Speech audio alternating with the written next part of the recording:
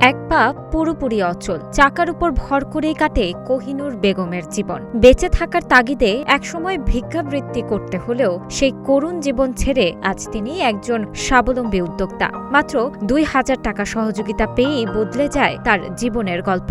সেই টাকা মূলধন করে শুরু করেন হাতে বানানো মেহেদির ব্যবসা। বর্তমানে তিনি কোহিনুর মেহেদি পয়েন্টের মালিক। একদিন এক ম্যাডামে কয়েছি যে মেহেদি হাতের মাথায় দেখ, তাইলে তুই আমাকে বাচ্চা দিতে পারস না। আমি কই কেউ নেন বাচ্চা দি মুখে আপনারা কি কিনবে? ব্যাস ব্যাগ কিনে না নাকি এ মামা আমি ভ্যান গাড়ির থেকে মেহেন্দি কিনলাম, তখন আরও আমি আরও চিনতাম তো উনি যে মেহেন্দি বেচে এটা জানতাম। একদিন ভ্যান গাড়ির থেকে মেহেন্দি কিনছি 50 টাকার 5,000 কিনছি না বেচছি পরে আমি কিনা মেহেদি বেচলে তো ভালোই পয়সা ইনকাম হয়। ভিক্ষার থেকে কি মেহেদি বেচা ভালো না ভিক্ষা ভালো, চিন্তা ভাবনা করছে।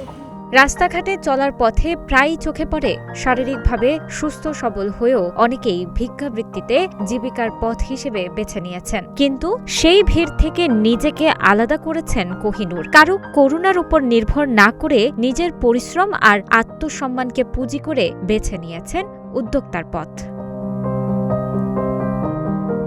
তার পাটায় বাটা মেহেদিতে নেই কোনো ফরমালিন, ফলে অল্প সময়ে স্থানীয়দের কাছে জনপ্রিয় হয়ে উঠেছে তার পণ্য।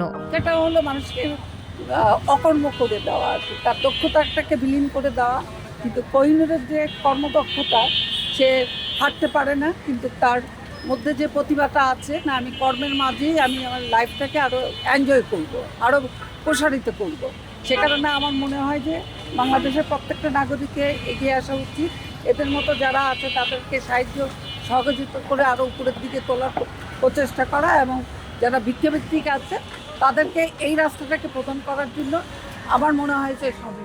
১৯ বছর আগে স্বামীকে হারান তিনি। এরপর ২ মেয়েকে মায়ের পাশাপাশি বাবার দায়িত্ব পালন করে বড় করে তোলেন। পড়াশোনা করিয়ে দুজনকেই বিয়ে দিয়েছেন। তবে এখন তিনি একা, কিন্তু থেমে নেই জীবন সংগ্রাম। ভিক্ষাবৃত্তি ছেড়ে নিজের কর্মসংস্থান তৈরি করে মেহেদি ব্যবসার মাধ্যমেই খুঁজে নিয়েছেন আত্মতৃপ্তি ও স্বাবলম্বিতার পথ।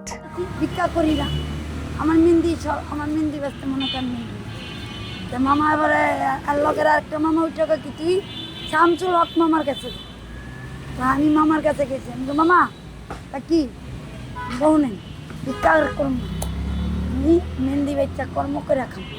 এই কর্মতে আল্লাহ রীতিকে কি রায় এটা দেখি শিওর আমি তো ভিক্ষা করবো। জবান দিয়েছি আমি আর ভিক্ষা করবো। মামা মারে 2,000 টাকা।